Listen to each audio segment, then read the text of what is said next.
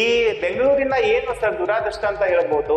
5 ವರ್ಷ ನಂತರ ಅಂದ್ರೆ 2015 ನಂತರ 2020ಕ್ಕೆ ಚುನಾವಣೆ ಆಗ್ಬೇಕಾಗಿತ್ತು. ನಿಮ್ಗೇನಾದ್ರು ಗ್ರೇಟರ್ ಬೆಂಗಳೂರು ಮಾಡ್ಬೇಕು ಅಂತಿದ್ರೆ ಈ ಚುನಾವಣೆ ನಡೆದ ನಂತರ ನಿಮ್ಗೆ 5 ವರ್ಷ ಕಾಲಾವಕಾಶ ಸಿಗುತ್ತೆ. ಆ ಕಾಲಾವಕಾಶದಲ್ಲಿ ನೀವು ಏನ್ ಬೇಕಾದ್ರೂ ಮಾಡಿ. ಇವಾಗ ಎಲ್ಲರೂ ಬಿಜೆಪಿಗೆ ಹೋಗಿದ್ದಾರೆ ಅವರು. ಆ 3 ಜನ ಶಾಸಕರು ಸೇರ್ಕೊಂಡು ಒಂದು ಸ್ಟ್ರಾಟಜಿ ಮಾಡಿದ್ರು. ಪ್ರೀತಿಯ ವೀಕ್ಷಕರಿಗೆ ನಮಸ್ಕಾರಗಳು. ವೈಟ್ ಪೇಪರ್ ಕನ್ನಡ ಡಿಜಿಟಲ್ ಮೀಡಿಯಾಗೆ ಹಾರ್ದಿಕ ಸ್ವಾಗತ. ವೀಕ್ಷಕರೇ, ಇವತ್ತು ನಮ್ಮೊಂದಿಗೆ ಪತ್ರಕರ್ತರಾಗಿರ್ತಕ್ಕಂಥ ವೆಂಕಟೇಶ್ ದಾಸ್ ಅವರಿದ್ದಾರೆ. ಸರ್, ತಮಗೆ ಕಾರ್ಯಕ್ರಮಕ್ಕೆ ಹಾರ್ದಿಕ ಸ್ವಾಗತ. ವೀಕ್ಷಕರೇ, ಇವತ್ತು ನಾವು ಈ GPA ಚುನಾವಣೆಗಳ ಬಗ್ಗೆ ಚರ್ಚೆ ಮಾಡ್ಲಿಕ್ಕಿದ್ದೇವೆ. ಇವರು ಆ ವಿಭಾಗದಲ್ಲಿ ಅಂದ್ರೆ ರಾಜಕೀಯ ವಿಭಾಗದಲ್ಲಿ ಒಂದಂತಕ್ಕೆ ನುರಿತ ತಜ್ಞರೇ ಅಂತ ಹೇಳಬಹುದು. ವೀಕ್ಷಕರೇ, ಗಾಂಧೀಜಿಯವರ ಒಂದು ಕನಸಿತ್ತು. 1947ರಲ್ಲಿ ಪ್ರಧಾನಿ ನೆಹರು ಅವರಿಗೆ ಹೇಳಿದ ಒಂದು ಮಾತು, ಹಳ್ಳಿಗಳ ಅಭಿವೃದ್ಧಿ ಆದಾಗ ಮಾತ್ರ ದೇಶದ ಅಭಿವೃದ್ಧಿ ಅಂತ. ಅದಕ್ಕೇನೆ ಆ ಕಾನ್ಸೆಪ್ಟ್ ಮೇಲೆನೆ ಈ ಒಂದು ಏನು ಮಹಾನಗರ ಪಾಲಿಕೆ ಚುನಾವಣೆ ಆಗಿರ್ಬೋದು, ಪಂಚಾಯತ್ ಚುನಾವಣೆಗಳ ಒಂದು ಕಾನ್ಸೆಪ್ಟ್ ಬಂದಿತ್ತು.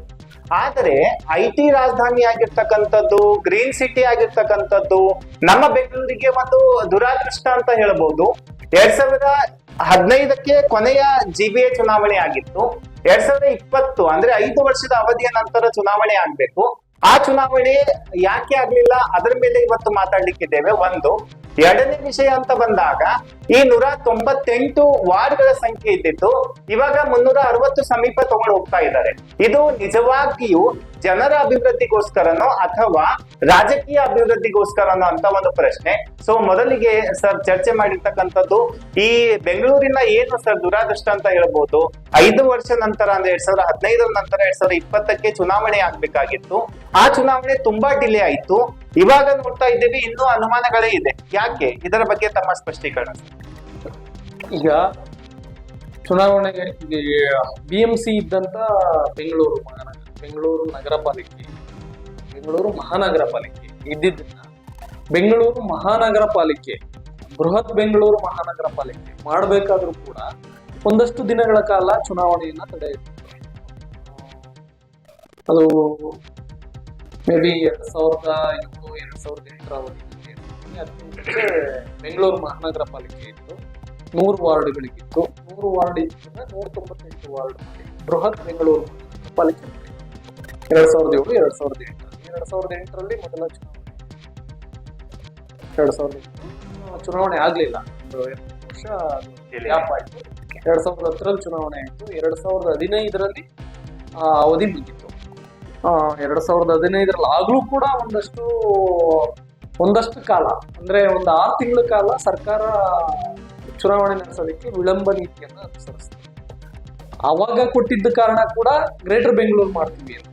ಅವಾಗ ಬೆಂಗಳೂರಿನ ಉಸ್ತುವಾರಿ ಸಚಿವರಾಗಿ ಡಾಕ್ಟರ್ G. ಪರಮೇಶ್ವರ್ ಅವರು ಉಸ್ತುವಾರಿ ಸಚಿವರು, ಬೆಂಗಳೂರು ಉಸ್ತುವಾರಿ ಸಚಿವರು. ಅವರು ಮಹಾನಗರ ಪಾಲಿಕೆಯನ್ನ 3 ಪಾಲಿಕೆಗಳನ್ನಾಗಿ ವಿಭಜಿಸಿ ಗ್ರೇಟರ್ ಬೆಂಗಳೂರು ಮಾಡಬೇಕು ಅನ್ನೋ ಒಂದು ಕಾನ್ಸೆಪ್ಟ್ ಅನ್ನ ತಂದ್ರು. ಆ ಸಂದರ್ಭದಲ್ಲಿ ಏನಾಯ್ತು, ಕೆಲವರು ಅದನ್ನ ಪ್ರಶ್ನೆ ಮಾಡಿ ಹೈಕೋರ್ಟ್ ಹೋದಾಗ ಹೈಕೋರ್ಟ್ ನೇರವಾಗಿ ಹೇಳ್ತು, ನೀವು 198 ವಾರ್ಡ್ಗಳಿಗೆ ಏನಿತ್ತು ಬೃಹತ್ ಬೆಂಗಳೂರು ಮಹಾನಗರ ಪಾಲಿಕೆ, ಆ ಪ್ರಕಾರವೇ ಚುನಾವಣೆ ನಡೆಸಿ. ನಿಮ್ಗೇನಾದ್ರು ಗ್ರೇಟರ್ ಬೆಂಗಳೂರು ಮಾಡ್ಬೇಕು ಅಂತಿದ್ರೆ ಈ ಚುನಾವಣೆ ನಡೆದ ನಂತರ ನಿಮ್ಗೆ 5 ವರ್ಷ ಕಾಲಾವಕಾಶ ಸಿಗುತ್ತೆ. ಆ ಕಾಲಾವಕಾಶದಲ್ಲಿ ನೀವು ಏನ್ ಬೇಕಾದ್ರೂ ಮಾಡಿ, ಅಂದ್ರೆ ಕಾನೂನಿನ ಚೌಕಟ್ಟಿನ ಅಡಿಯಲ್ಲಿ ನೀವು ಬೃಹತ್ ಬೆಂಗಳೂರು ಮಹಾನಗರ ಪಾಲಿಕೆಯನ್ನಾದ್ರೂ ಉಳಿಸ್ಕೊಳ್ಳಿ, ಹೆಚ್ಚುವರಿ ವಾರ್ಡ್ಗಳನ್ನಾದ್ರೂ ಮಾಡಿ, ಅಥವಾ ಗ್ರೇಟರ್ ಬೆಂಗಳೂರು ಆದ್ರೂ ಮಾಡಿ ಅಂತ ಹೇಳಿ. ಹೇಳಿದ ತಕ್ಷಣ ಸರ್ಕಾರ ಈ ಗ್ರೇಟರ್ ಬೆಂಗಳೂರು ಅನ್ನೋ ಏನು ಕಾನ್ಸೆಪ್ಟ್ ಇತ್ತಲ್ಲ, ಆ ಕಾನ್ಸೆಪ್ಟ್ ಅನ್ನ ವಾಪಸ್ ತಗೊಂಡು 198 ವಾರ್ಡ್ಗಳಿಗೇನೆ ಚುನಾವಣೆಗೆ ಹೋಯ್ತು. 198 ವಾರ್ಡ್ಗಳಿಗೆ ಚುನಾವಣೆಗೆ ಹೋಗಿ ಅವಾಗ ನಿಮಗೆ ಫಲಿತಾಂಶ ಬಂದಿತ್ತು. ಸಹಜವಾಗಿ ಬೆಂಗಳೂರು ಮಹಾನಗರ ಅಂತಿದ್ದಾಗ ಸ್ವಲ್ಪ ಬಿಜೆಪಿಗೆ ಒಲವು ಜಾಸ್ತಿ ಅವಾಗ. ಆ ಕಾರಣಕ್ಕೆ 198ರಲ್ಲಿ 100 ಸ್ಥಾನಗಳನ್ನ ಬಿಜೆಪಿ ಗೆಲ್ತು. ಆಡಳಿತಾರೂಢ ಕಾಂಗ್ರೆಸ್ 76 ಸ್ಥಾನಗಳಲ್ಲಷ್ಟೇ ಗೆಲ್ತು. ಉಳಿದಂತ ಸ್ಥಾನಗಳಲ್ಲಿ 14 JDS, 8 ಕ್ಷೇತ್ರಗಳಲ್ಲಿ ಪಕ್ಷೇತರರು ಗೆಲುವು ಪಡ್ಕೊಂಡ್ರು. ಆಗ ಅಧಿಕಾರದಲ್ಲಿದ್ದಂತ ಕಾಂಗ್ರೆಸ್ ಸರ್ಕಾರ, ಸಿದ್ದರಾಮಯ್ಯ ಅವರೇ ಮುಖ್ಯಮಂತ್ರಿ ಆಗಿದ್ದು, ಪರಮೇಶ್ವರ್ ಅವರು ಬೆಂಗಳೂರು ನಗರ ಉಸ್ತುವಾರಿ ಸಚಿವರಾಯಿತು.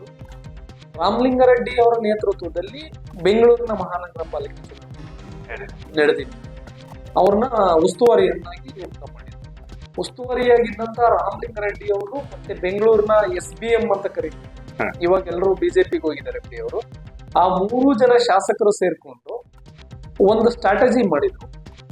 ಆ ಸ್ಟ್ರಾಟಜಿ ಏನಪ್ಪಾ ಅಂತಂದ್ರೆ, ಈ 14 ಇರುವಂತ JDS ಅನ್ನ ಪಕ್ಷೇತರರನ್ನ 76 ಸ್ಥಾನದಲ್ಲಿರುವಂತ ಕಾಂಗ್ರೆಸ್ ಜೊತೆ ಸೇರಿಸಿಕೊಂಡು ಬೆಂಗಳೂರು ಮಹಾನಗರವನ್ನ ಪ್ರತಿನಿಧಿಸುವ ಶಾಸಕರು, MLCಗಳು, MP ಗಳು, ರಾಜ್ಯಸಭಾ ಸದಸ್ಯರು, ಇಷ್ಟು ಜನವರನ್ನ ಅವರೆಲ್ಲರಿಗೂ ಮತದಾನದ ಹಕ್ಕಿದೆ ಎಲ್ಲ ಮಹಾನಗರ ಪಾಲಿಕೆ ಇದೆ.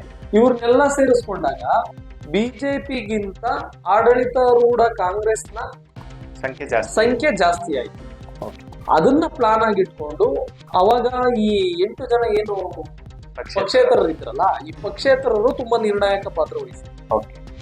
ಅವ್ರನ್ನ 8 ಜನರನ್ನ ಕಾಂಗ್ರೆಸ್ ತೆಕ್ಕೆಗೆ ಹಾಕೊಂಡು ಅವ್ರನ್ನೆಲ್ಲರನ್ನು ಕೇರಳದ ಒಂದು ರೆಸಾರ್ಟ್ ಅಲ್ಲಿ ಮಾಡ್ಕೊಂಡು ಕೊನೆಗೆ ಅಲ್ಲಿಂದ ಅವ್ರನ್ನೆಲ್ಲರನ್ನು ವಾಪಸ್ ಕರ್ಕೊಂಡು ಮೇಯರ್ ಚುನಾವಣೆ ನಡೆದಾಗ ಮಂಜುನಾಥ್ ರೆಡ್ಡಿ ಅವರು, ಮಡವಾಳ ವಾರ್ಡ್ನ ಸದಸ್ಯರಾದಂತ ಮಂಜುನಾಥ್ ರೆಡ್ಡಿ ಅವ್ರನ್ನ ಮೊದಲನೇ ಮೇಯರ್ ಮಾಡಿ ಚುನಾವಣೆ ನಡೆಸಿದ್ರು. ಮಂಜುನಾಥ್ ರೆಡ್ಡಿ ಅವರು ಮೊದಲನೇ ಮೇಯರ್ ಆದ್ರು. ಕಾಂಗ್ರೆಸ್ ಅಧಿಕಾರವನ್ನ ಹಿಡಿದು ಒಂದು ರೀತಿ ಮಿರಾಕಲ್ ರೀತಿಯಲ್ಲಿ ಮಂಜುನಾಥ್ ರೆಡ್ಡಿ ಅವರು ಮೇಯರ್ ಆದ್ರು. JDSಗೆ ಡೆಪ್ಟಿ ಮೇಯರ್ ಸ್ಥಾನವನ್ನ ಬಿಟ್ಕೊಟ್ರು. ಗೋಪಾಲಯ್ಯ ಅವರ ಶ್ರೀಮತಿಯವರು ಹೇಮಲತಾ ಗೋಪಾಲಯ್ಯ ಉಪಮಹಾಪೌರರಾಗಿ ಕರೆಯಿದ್ರು ಮೊದಲನೇ ಅವಧಿ. ಅಂದ್ರೆ 2.5 years ಅಲ್ಲ, 5 years ಇರಲ್ಲ, ಅದು ಮೇಯರ್ ಅವಧಿ ಒಂದೇ ವರ್ಷಕ್ಕೆ. 2015ರಲ್ಲಿ ಚುನಾವಣೆ ಆಯ್ತು. ಅಲ್ಲಿಂದ 1 ವರ್ಷಕ್ಕೆ ಕಾಂಗ್ರೆಸ್ ನೇತೃತ್ವದ ಒಬ್ರು ಮೇಯರ್ ಆಯ್ಕೆ ಆಗ್ತಾರೆ. ಅವರು 1 ವರ್ಷ ಮೇಯರ್ ಆಗಿ ಕಾರ್ಯನಿರ್ವಹಿಸ್ತಾರೆ. ಅದೇ ತರ ನೆಕ್ಸ್ಟ್ ಟರ್ಮ್ಗೆ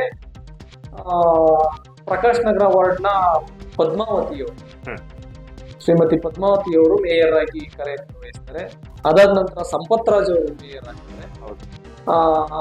ನೆಕ್ಸ್ಟ್ ಇನ್ನ ಅದರ ನಂತರದ ಅವಧಿಗೆ ನಮ್ಮ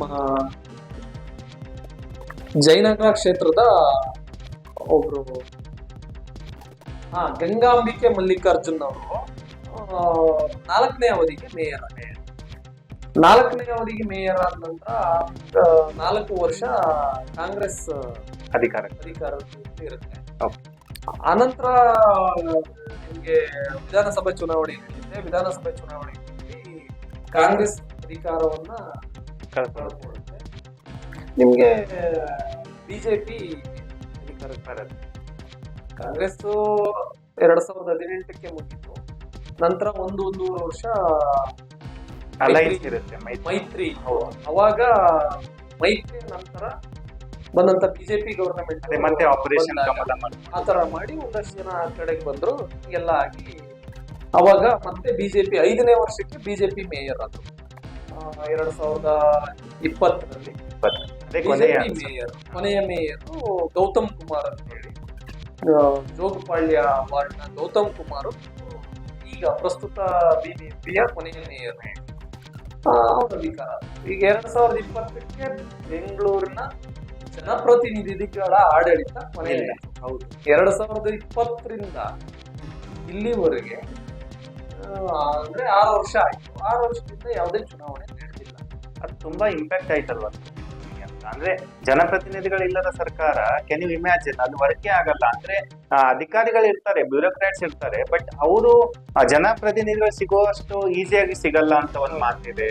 ಇವರಿಗೆ ನೆಕ್ಸ್ಟ್ ಟೈಮ್ ಮತ್ತೆ ಗೆಲ್ಬೇಕು ಅಂತ ಆಸೆಯಿಂದ ಅದಾದ್ರೂ 10 ಅಲ್ಲಿ 8 ಆದ್ರೂ ವರ್ಕ್ ಮಾಡ್ತಾರೆ. ಸೊ ಇದೆಲ್ಲ ಗ್ಯಾಪ್ ಇದೆ ಅಂತ ಅನ್ಸುತ್ತೆ ಅಲ್ಲ? ಇಲ್ಲ, ಅದು ಈಗ 2020ರಲ್ಲಿ ಅಧಿಕಾರ ಮುಗಿದ ತಕ್ಷಣನೇ ಅವಾಗ ಕೋವಿಡ್ ಸ್ಟಾರ್ಟ್ ಆಯ್ತು, ಹೆಲ್ತ್ ಎಮರ್ಜೆನ್ಸಿ. ಕೋವಿಡ್ ಇದ್ದ ಕಾರಣಕ್ಕೆ ಸ್ವಲ್ಪ ಆಗ್ಲೇ ಚುನಾವಣೆ ನಡೆಸೋದಕ್ಕೆ ಒಂದಷ್ಟು ಸಮಸ್ಯೆಗಳಿತ್ತು. ಬಟ್ ಸರ್ ಅದೇ ಸಮಯದಲ್ಲಿ ರಾಷ್ಟ್ರದ ಕೆಲವು ರಾಜ್ಯಗಳ ಚುನಾವಣೆ ಆಗಿದೆ. ನಡೆದಿದೆ ಈ ಚುನಾವಣೆಯನ್ನು ನಡೆಸಬಹುದಿತ್ತು. ಆದ್ರೆ ಎಲ್ಲ ಒಂದ್ ಕಡೆ ಆಗಿದ್ದ ಸರ್ಕಾರಕ್ಕೆ ಆ ತರದ ಚುನಾವಣೆ ನಡೆಸಬೇಕು ಅನ್ನೋ ಇಚ್ಛಾಶಕ್ತಿ ಇರ್ಲಿಲ್ಲ. ಅದು ಸಮಸ್ಯೆ ಆಯ್ತು. ಅನಂತರ 2.5 ಮೂರು ವರ್ಷಗಳ ಅವಧಿಯಲ್ಲಿ ಬಿಜೆಪಿ ಅಧಿಕಾರದಲ್ಲಿತ್ತು. ಯಡಿಯೂರಪ್ಪ ಮೊದಲಿಗೆ ಯಡಿಯೂರಪ್ಪ ಅವರು ಮುಖ್ಯಮಂತ್ರಿ ಆಗಿದ್ರು, ಅವರೇ ಕೂಡ ಉಸ್ತುವಾರಿ ಆಗಿದ್ರು. ಆನಂತರ ಬೊಮ್ಮಾಯಿ ಅವರು ಮುಖ್ಯಮಂತ್ರಿ ಆದ್ರು. ಈ ಎರಡೂ ಅವಧಿನಲ್ಲಿ 3 ವರ್ಷ ಹಿಂದೆ ಅವರು ಚುನಾವಣೆ ನಡೆಸೋದಕ್ಕೆ ಎಷ್ಟು ನೆಗ್ಲೆಕ್ಟ್ ಮಾಡಬೇಕು ಅದನ್ನು ಮಾಡಿದ್ರು. ಅದು ಸಮಸ್ಯೆ ಆಯ್ತು. ಈ ಮಧ್ಯೆ ಆಗಿನ ಬಿಜೆಪಿ ಸರ್ಕಾರ ಏನ್ ಮಾಡ್ತು, S Raghu, C V Ramanagara ಕ್ಷೇತ್ರದ ಶಾಸಕರಾದಂತ ಎಸ್ ರಘು ಅವರ ನೇತೃತ್ವದಲ್ಲಿ ಒಂದು ಕಮಿಟಿ ಮಾಡಿ ಆ ಕಮಿಟಿಯಿಂದ ಒಂದು ವಾರ್ಡ್ಗಳ ಸಂಖ್ಯೆಯನ್ನ ಹೆಚ್ಚಳ ಮಾಡೋದಕ್ಕೆ ಒಂದು ರಿಪೋರ್ಟ್ ಅನ್ನ ತರಿಸಿದ್ರು.